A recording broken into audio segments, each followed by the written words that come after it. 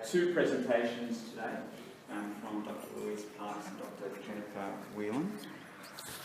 Second presenter today, Dr. Jennifer Whelan, is a former research fellow at Melbourne Business School and the University of Melbourne, a recognised academic expert and organisational consultant specialising in corporate diversity, inclusion and innovation. Jennifer's also the founder of boutique consultancy Synapse, which occupies much of her time these days. Through Synapse, advises on organisational diversity, inclusive leadership, collective intelligence and innovation. She's spoken at All About Women and the Festival of Dangerous Ideas. Would have been a nice one to be around at, and is genuinely recognised as an industry leader in her field. So I will now join me in welcoming Dr. Jennifer Whelan to the stage.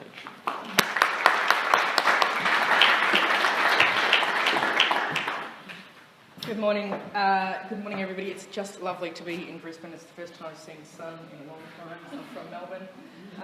Can you all hear me if I don't stand behind the lectern? Am I loud enough? Down everywhere? Fabulous, because I'm quite short and I have a tendency to disappear if I'm standing behind the lectern.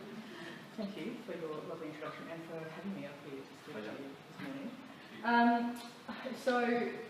You mentioned the Festival of Dangerous Ideas. It kind of shocked me that diversity is still thought of as a dangerous idea, actually, because it makes so much sense for reasons beyond the usual. So we're going to talk about a few of those today. We're going to talk about some of the challenges, things that get in the way, and then set an agenda for leadership and organisational design around what are the key things that signature characteristics, if you like, of inclusive leaders and inclusive organisations. And really, I'm talking about inclusion for a reason more so than diversity. The world of work has changed and is changing. So in many ways, both structurally in terms of technology, in terms of the hierarchies of organisations, and in terms of the skill sets that leaders need to be able to perform under conditions of constant change and ambiguity and development and adaptation. No one perspective, no one skill set, no one point of view can solve complex adaptive problems these days. We have so much data. Change is the only constant. We hear that a lot. It's about collaboration rather than power and authority, increasingly, because organisations have flatter structures or are moving towards flatter, less hierarchical structures, larger and more complex structures and matrixed organisations. We really need to be able to connect with other people in order to get a job done. Faster paced, knowledge is networked, and collective intelligence becomes key. We need to be able to harness the diverse perspectives of a range of people in order to solve modern problems. So, I guess we've observed a shift in large organisations in particular over the last couple of years around where the focus is on diversity and inclusion. Because it is really with this reality in mind that we're talking about the benefit of diversity and inclusion. It is moving away from being something we do for women or for particular demographic groups, and something that is really a foundational factor that drives organisational performance in this kind of environment. Diversity and inclusion, D&I, and this phrase, we've focused for a very long time on the D part of the equation, the diversity, the mix of people that we bring into the organisation. Mostly we focused on inherent diversity, that is different demographic groups, women, culturally and linguistically diverse, LGBTI, disability, Indigenous, etc., bringing more of them into the organisation. When you look just purely at demographic diversity and organisational performance, the relationship is unclear, or it has been for a long time. But when you factor a second kind of diversity in, that is acquired diversity, that is intellectual diversity, the ways in which we differ in terms of our skills, our perspectives, our experiences, our education, our thinking style, our communication style, you actually do start to get a clear picture around increasing intellectual diversity and increased organisational performance. But there's a really big if and only if, and this is the big if and only if that we have not been looking at or not been focusing on very much so far. That is changing. The if and only if is if you have an inclusive culture, because you can bring all of the diversity into the organisation you like, but it doesn't contribute its value and it doesn't stay and it doesn't flourish if you do not value difference, if your culture does not value difference. And that's really what we're talking about when we talk about inclusion. We're moving beyond respect and non-discrimination. Personally, I think those things should go without saying, but we shouldn't need to argue for those, although we need to police them constantly. Inclusion is more than that. It's about seeing value in difference. Difference is not to be smoothed over, it's not to be assimilated. There's no point bringing different people into the organisation if you then require them to be like everybody else who's already there. It's about valuing difference as a commodity to be leveraged. Your difference has value. And of course, this is the culture problem, which we've been avoiding for a while because culture problems are difficult. And they take a long time, and they take a lot of energy, and there's so many moving parts, and large complex organisations are built for stability. But it turns out that you don't reap the performance rewards unless you do this, right? So we've kind of been maybe putting the cart before the horse a little bit. If you are bringing diverse people into an organisation that doesn't value their difference, you don't actually perform better as a result. And of course, like everything to do with culture and the difficult intangible things in organisations, it comes down to leadership, and it comes down to driving a culture that supports value for difference. So, inclusion has become kind of the central focus of diversity and inclusion work more broadly, particularly in large organisations. It's so critically important. We know that when I talk about the business case, often eyes glaze over and people kind of go, yeah, we know it's good, it's the right thing to do. Well, it is, but we're starting to understand a little bit more about why. Because if you don't understand what the causal mechanisms are, you can't replicate them in organisations. We don't know why is it that these organisations are performing better. We know that diversity and inclusion is good for people. They're happier, they're healthier, they're more engaged, they're more committed, they put in more discretionary effort, they stay longer, they take less sick leave, all of those kinds of things. But we also know independently of those things, they're also good for the bottom line: return on investment, return on equity, share price growth, competitiveness, innovation, governance, IP generation. It's a really long list and getting longer. You can take the girl out of academia, but you can't take the academic out of the girl. When I read this big macro correlational research, I kind of go, why though? Why? Which is causing which? Is diversity and inclusion a product of these performance indicators, or is it the other way around? Does it drive them? What are the causal mechanisms? What are these organisations doing differently? What are the leaders and teams sitting around tables in these organisations doing differently? We now have a little bit of a glimpse into what it is that sets diverse, inclusive organisations who perform really well apart from the others. Can you guess what it is? What are they doing differently? Do you have any ideas of this ungodly hour of the morning? So we used to think that the value of bringing, say, women onto boards or getting more women to senior leadership is that women do things differently, right? These special womanly ways of doing things. So if we have men doing things their way and women doing things their way, we'll have two ways of doing things, right? That's the additive view, adding the skill sets of different people. But of course, when you actually look at the basic psychological traits and capabilities and styles, there are very few gender differences.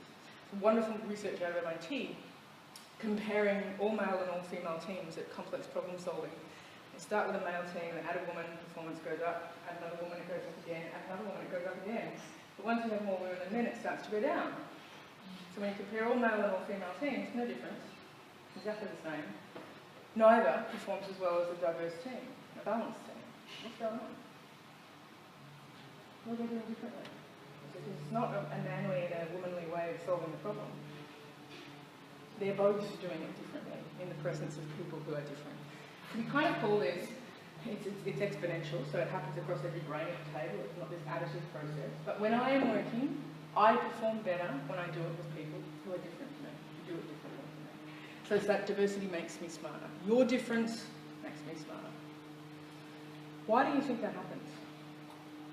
Why do I do things differently when I'm around people who are different to me? Yeah. It challenges you, it's more representative of, I can change, I want to move. We need that, we need to be challenged. Yes, you do. Now you need it, it's good for you, but it's really unpleasant. So we're going to get to the problem in a moment, right? You're absolutely right. We all perform better in the presence of people who we think are different. And visible diversity is a critical psychological trigger that makes me know that I can't assume we're all the same here. So you do need the demographic diversity, absolutely, to provide that visible trigger that we're not all the same people here, we're probably different. When I can't assume sameness, I work differently. And we know that those teams work differently in a few really important key ways. So, difference makes us smarter. We all perform better in the presence of visible difference. How? What things do we do differently? The first is that we collaborate more. We ask more questions, we provide more elaborate answers, we share more information. If I can't assume you know what I know, I have to tell you more. It's not idle communication though. Every time somebody different challenges my perspective, I get better at understanding it. I get better at understanding it because you've challenged me. Okay? And again, every brain at the table. Problem solving, social learning. We look at how other people solve problems. How do you construct this in space? What are your assumptions? What evidence do you rely on when you come to that conclusion? And we start to cherry pick their ways of doing things and incorporate that into our own toolkit. So every person's toolkit gets bigger. Again, it's exponential, not additive. Innovation. We think harder. We know that diverse inclusive teams persist longer. They're not as put off by setbacks. They persevere more. And they generate a broader range of new solutions to complex problems. And we know when you look at data that these things come out extremely strongly in high-performing, diverse, inclusive organisations. I'd say it again though, if and only if the culture values difference, right? You have to value difference. Now your point before about being challenged, that's one of the key challenges, right? Because challenge is good, it refines our ideas, it keeps us thinking, but it also feels really uncomfortable. Nobody really likes going to work every day to receive an onslaught of challenge and contestation, right? So there's a mindset shift here. We need to start seeing difference as an asset, not an obstacle. It's not about smoothing over and assimilating people into our way of doing things, it's about learning to value difference instead, staying open to difference. Complementarity needs to be seen as important as fit. When we hire for fit, we know, in fact, when people conceptualise fit, that they're hiring fit with me, not fit with the organisation. So it's a key source of similarity bias. We need to start looking at diversity and inclusion as a product of teams, not individuals, and that means we need to start looking at what does the team need that it doesn't already have lots of, not bringing in more of the same. Right? Safety, you mentioned before, Lou. Psychological safety in this respect. The cost of challenging conventions and disagreeing needs to be really low. It needs to feel really comfortable for people to stick their hand up and say the crazy things. If it isn't, they don't say the crazy things, they sit on their hands and you don't get to benefit from their ideas. Divergent thinking does not emerge naturally across groups of people. We know, we look at group think in a moment, that teams tend to converge towards fairly safe, normal ideas. So you actually need to work hard to get the divergent views to emerge and to stay open to them when you hear them, not just to close things down. So this is quite a shift. I mean, I'm guessing when you look at this, you can go, sounds easy, right? No? Yes? No? Sounds good. Not easy. Here's why it's not easy. We know that we think in two qualitatively different ways, consciously, unconsciously. Your conscious brain you know and love. If I ask you what's in there, you can tell me. You have conscious awareness of it. Your unconscious brain is a different story altogether. You don't really have access to what's going on in there. And unfortunately, it's doing most of your thinking work, most of the time. So we can think of this unconscious thinking process. All it does is scan your environment for patterns and predictable events, and it wires neural networks for them so that it can respond really, really quickly and automatically every time it encounters them. Its job is to simplify your world, is to make lots of your thinking and problem solving easy, simple, predictable and smooth, right? And it's incredibly important that we think this way. I would still be trying to put my shoes on this morning if I had to approach every single thing I do from first principles. I'd be at it a really long time. So we outsource so much of our regular, quick, easy, simple, routine decisions to this unconscious process. But unfortunately, it is exclusionary by design. The only reason it can be that fast is because it skips over the details, it only notices really obvious things, and it screens out information that doesn't fit. It's doing 90% of your work, it's doing it way faster than your conscious brain, so it gets to an answer first, but not necessarily the right answer. Because the cost of all of this efficiency and speed is that it's not very accurate. It makes a lot of mistakes. Now, we can make conscious mistakes too, but a lot of the thinking mistakes, most of the thinking mistakes happen at that unconscious level, even when we're trying to be fair and open-minded and equitable. So, common types of bias, and I'm not going to go through these in very much detail, you may be familiar with many of them, but this side of the slide here is really what bias is for. It's serving an adaptive purpose, right? Similarity bias. We prefer people who are like us, because they're easier to process and understand, and it feels good, right? Comfort and reassurance being around people who are like me. Confirmation bias, seeing what we expect to see and screening out everything that doesn't fit, gives us more security and confidence in our beliefs because we keep looking for information that fits our beliefs, so we come to believe that they're right. Groupthink, consensus over common sense. I would prefer to be on the same page as my peers. even if it means sacrificing the decision quality, because social ostracism is really uncomfortable. It activates the same neural networks as physical pain. We don't like to be sticking out from our gang, right? Stereotypes, the most common type of social bias, the little cheat notes that we make up around people. We put people in boxes. Your unconscious brain does that because it's a quick and efficient way of organising the social world, predicting what people will be like based on the group that they come from. But of course, generalisations are simple and efficient, but they're also wrong a lot of the time. They don't take account of details and exceptions. There are very many different types of bias as well. Psychologists love to study, when things go wrong in the brain. So there's lots and lots of different types of bias. But the point here is to help make your decision making quick and easy. This is really good for simple problems where the goalposts don't move, where the challenge tomorrow will be the same as the challenge today, where things are set in stone. But for complex problems, for working with difference, this kind of thinking leads you down the wrong path. It leads you to really predictable, narrow decisions, particularly around people and what capability looks like. So, given the way the brain works, how do we stay open to new ideas from different people? How do I not shut down or screen out different thinking that doesn't fit with my unconscious brain's pattern? How do I sit with ambiguity and change and uncertainty? Most people say they like surprises, but we don't actually like sitting in the unknown for long periods of time. It's stressful. How do we challenge conventions and old habits when we want to be part of a team so much? And maybe sticking your hand out means you're going to stick out. How do we flex and adapt to new ways of doing things instead of always applying the solution I want to apply with the people I usually fix this problem with? How do I step away and feel comfortable doing something different? And more importantly, how does your organisation, structurally and systemically, support you when you do these things? Key challenges. So I outlined 3 focus areas that we might start to look at for leaders in particular, but then for organisational design as well. Okay, so the first focus area, if you like, for inclusive leadership is what we call identity awareness. Identity awareness is a fancy term, really, for having a richer perspective on what other people's experiences are like. So I personally may not have experienced this barrier at work, but people who come from a different group or who experience the organisation differently may well be experiencing barriers that I don't know about. What are they? What's it like to be somebody else in this organisation, which is the key question when we talk about perspective. Kind of like, can you put yourself in somebody else's shoes realistically and sit there for a while and see how this organisation feels to be someone different to me? Really trying to foster 2 mindsets when we look at perspective, right? The first is humility. I don't know everything. My perspective is not the only perspective. My worldview is not the last word on this problem. And we know actually when leaders do that, it's the strongest possible signal to your team that their diverse views are welcome, that you want them to jump in and help you solve this problem, is to say, I don't know, what do you think? And the what do you think is the second mindset, curiosity. So humility, curiosity. I don't have all the answers. I don't know everything. My worldview is not the only worldview. What's yours? Tell me how this looks from where you're standing.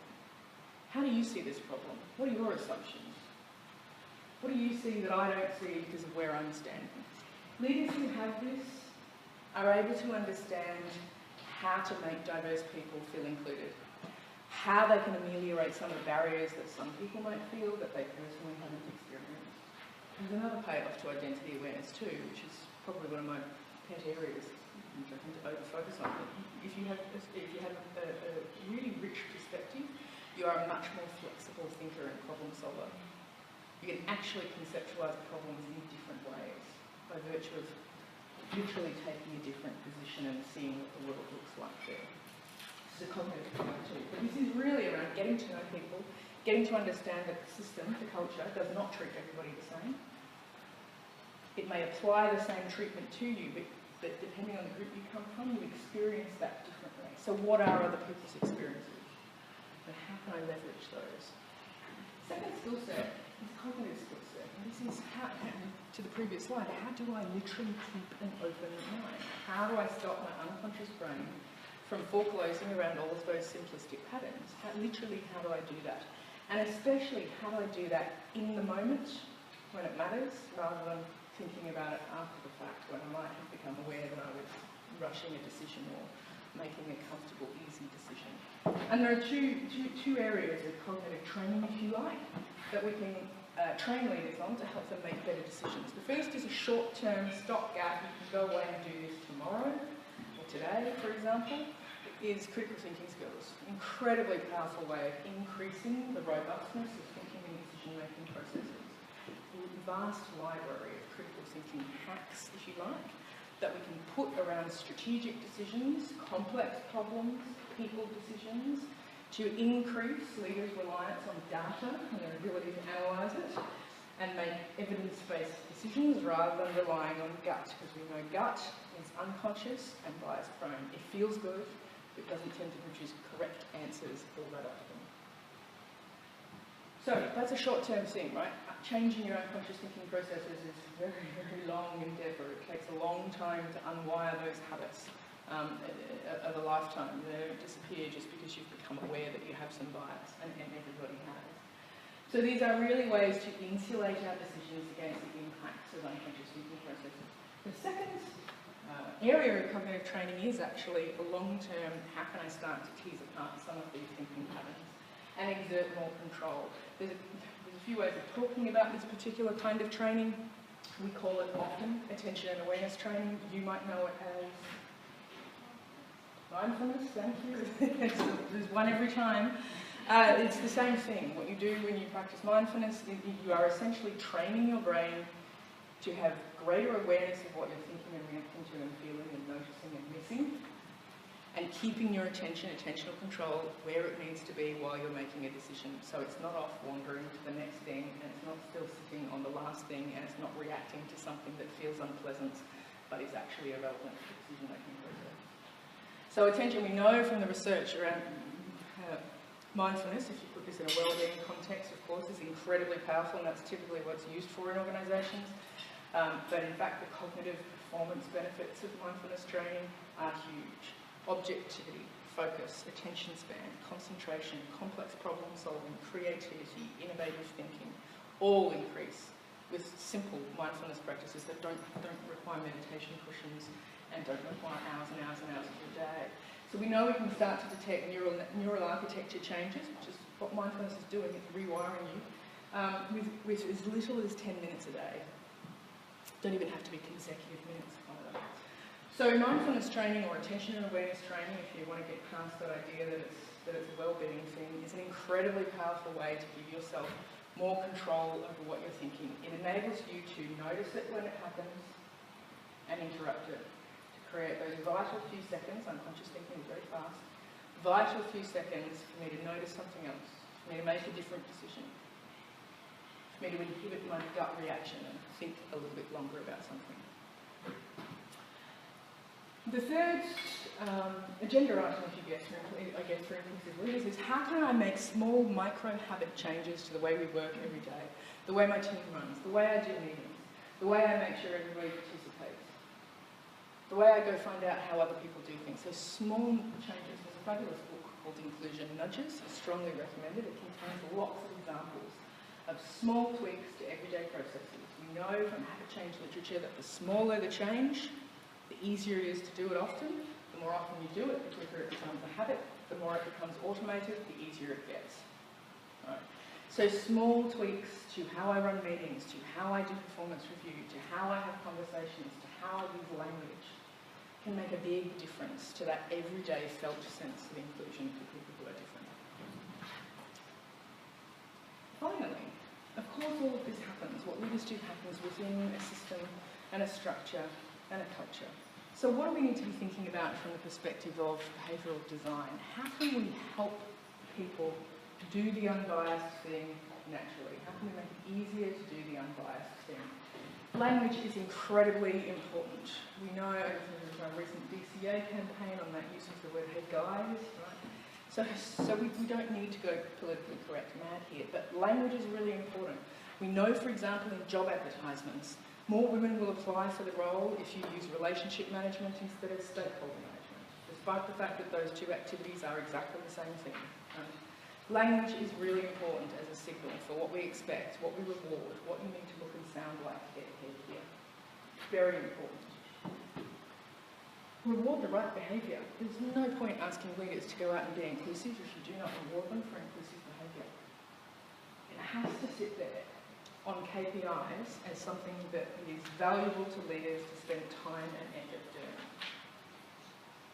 And it's kind of one of those age-old principles that rewarded behaviour gets repeated. It doesn't get repeated if it's not rewarded. So you need to start thinking about the mechanisms and structures through which you can reward leaders for inclusive behaviour.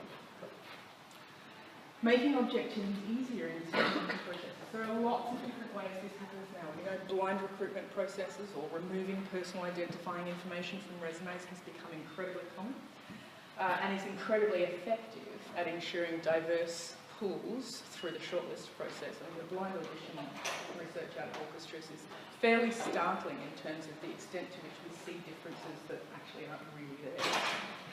Using data and algorithms. We know some wonderful research shows that scoring algorithms make better hiring decisions than hiring experts do, right?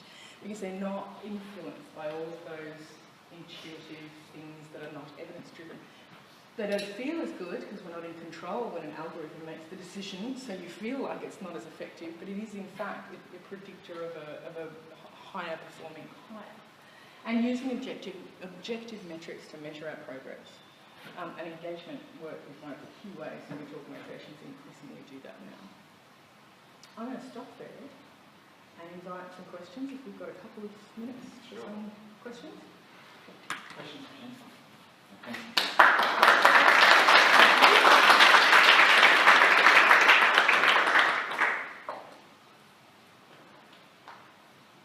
I have one. You're saying we need to develop the attitude that diversity is an asset.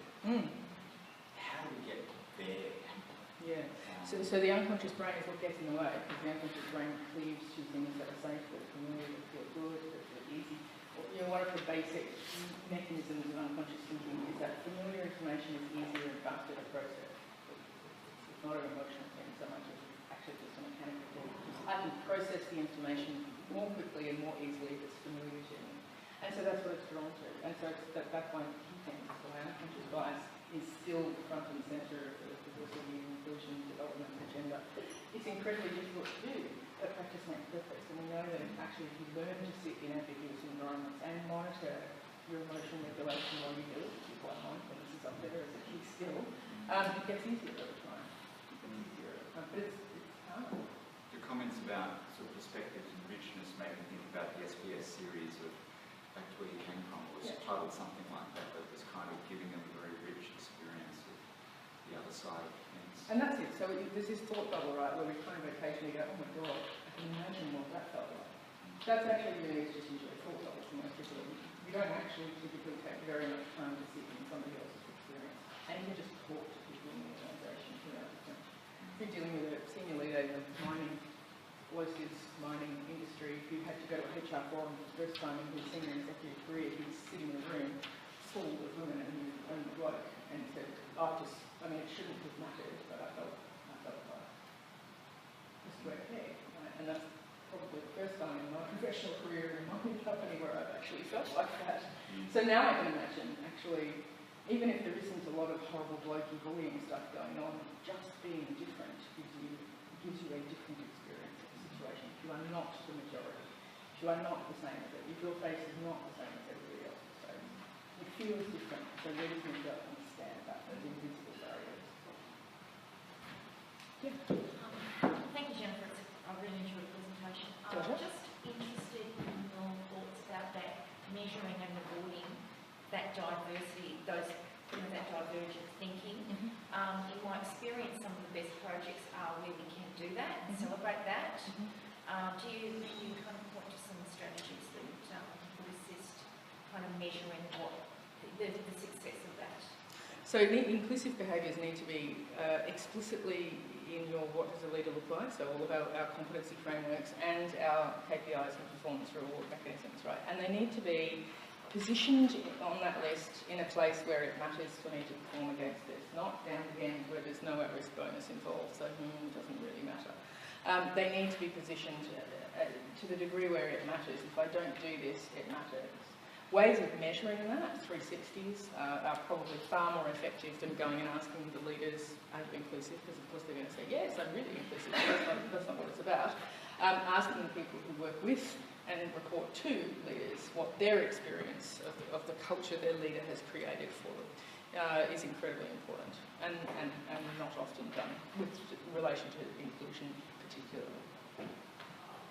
Yeah. The word diversity has come to mean, minority groups, and it's got labels. You talked about it in a much broader sense, that we're all different and we all need to take each other's opinions and so forth into account. So is there a better word than diversity to actually try and alight, I suppose, get people thinking about that broad term? Yeah, so I think you mentioned at the beginning we do a lot of work in collective intelligence, and actually that's kind of my preferred term. Is how do I harness how do I derive performance out of the collective abilities of the group of people, assuming the group of people think differently, have different skills, have different experiences, have different perspectives. Critically important. We're working with an organisation with offices in Japan, and there's no direct translation for the word diversity in Japanese, so it's called difference. But I agree with you. It does. When we talk about gender diversity, we talk about women. Men are a gender too. So why the focus on them? When we talk about culturally and linguistically diverse people, we're assuming that Anglo-Celtic is the default from which everybody else is culturally and linguistically diverse, and that's really putting the emphasis in the wrong place too. Any more questions? All right, we're hitting 9 o'clock, so thank you very much, Jennifer. Thank you.